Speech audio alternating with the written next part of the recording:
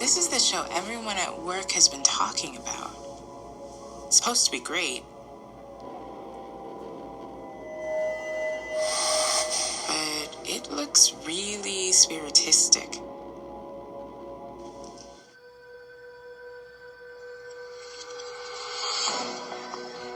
Hundreds of thousands from around the world have gathered in St. Peter's Square for the election of the new Pope.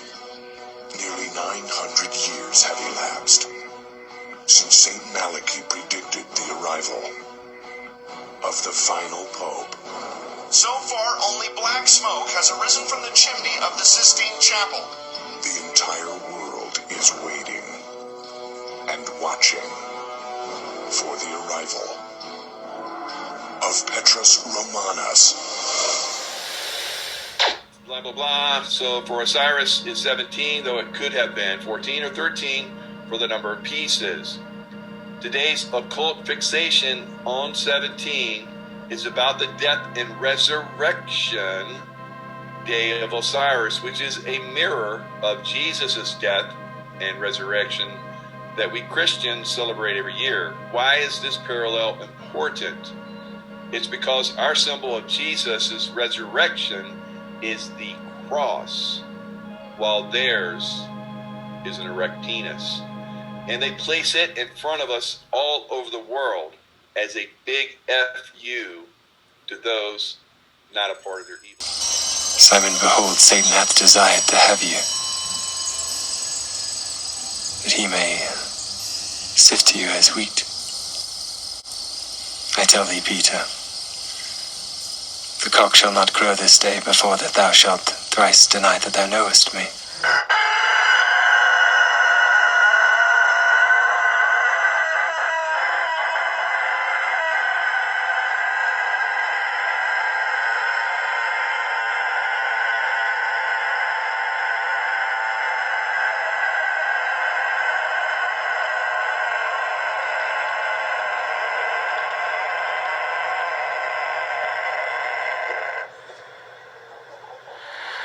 After his visit to Ireland, Pope Francis is embroiled in scandal following the publication in conservative Catholic media of accusations made by the former Vatican ambassador to the United States, Carlo Maria Vigano. Flying home, Francis told reporters on the plane that he would not respond to Vigano's claims that read the document carefully and judge it for yourselves. I will not say one word on this. Obviously, there are not two churches, something that would be impossible, blasphemous and heretical. We know that the New World Order project consists in the establishment of tyranny by Freemasonry.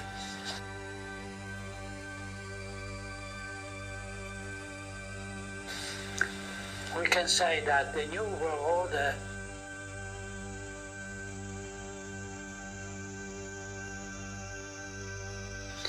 is the antithesis of Christian society. It would be the realization of the diabolic civitas diaboli, the city of the devil, opposed to the civitas Dei, the city of God. The eternal struggle between the light and darkness, good and evil, God and Satan. It seems quite evident to me that the end of times are now approaching before our eyes. You weren't intending to open your life up to demons, but it happened.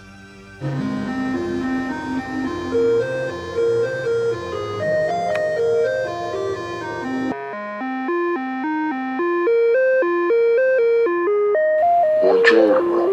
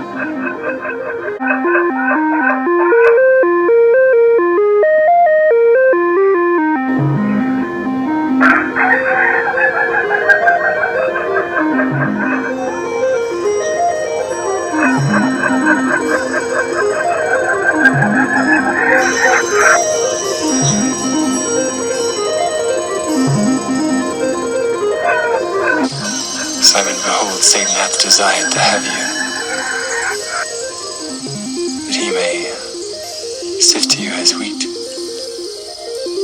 I tell thee, Peter, the cock shall not crow this day before that thou shalt thrice deny that thou knowest me. I think, like the other Jesuits who were standing up here watching that smoke and then hearing his name, we were first of all just in a state of shock, because there's never been a Jesuit pope. What is the impact of having the first Jesuit pope on the Society of Jesus? Anybody's guess. Now, in fact, since he is a Jesuit, what will his relationship with us be like? How will he make use of the society? It's anybody's guess. That will be his own pastoral determination, his own discernment. Pope Francis welcomed an interreligious group from Argentina made up of 15 Jews, 50 Muslims, and 15 Christians. They were on their way back from a pilgrimage to the Holy Land. The Pope greeted each person, some of whom he already knew from his time as Archbishop of Buenos Aires. With such a familiar environment, the Pope improvised a speech focused on brotherhood.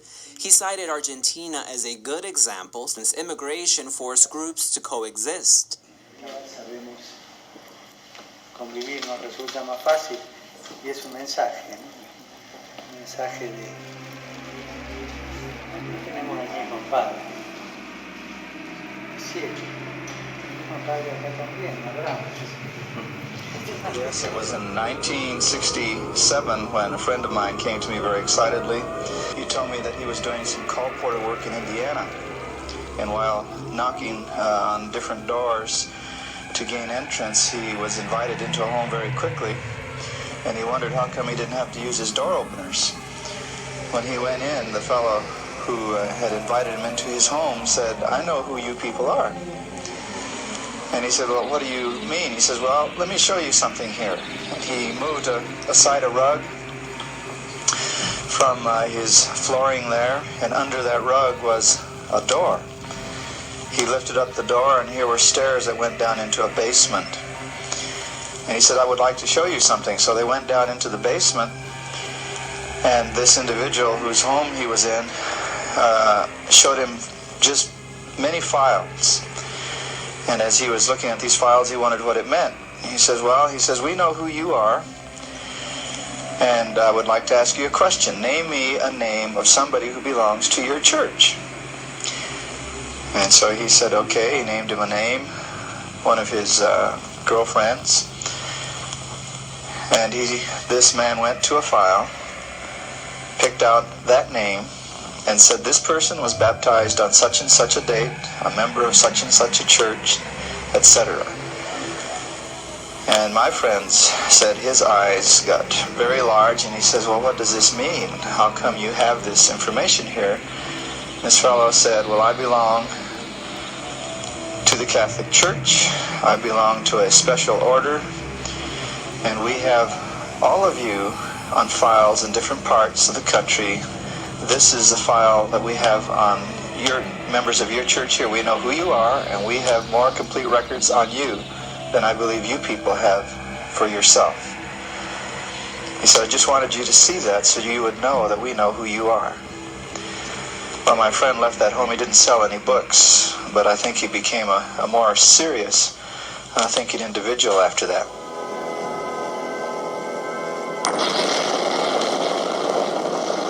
If you were to ask any one of Jehovah's Witnesses if their organization had any affiliation with the Catholic Church, they would certainly deny it and promptly inform you of doctrinal errors made by the Vatican, at least as many as they can remember from the multitude of Watchtower articles on the issue.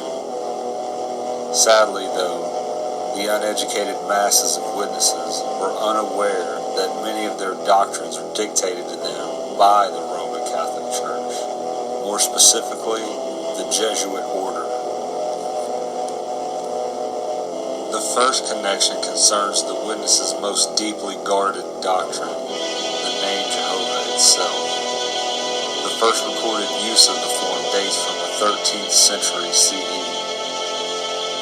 Raymundus Martini, a Spanish monk of the Dominican order, used it in his book.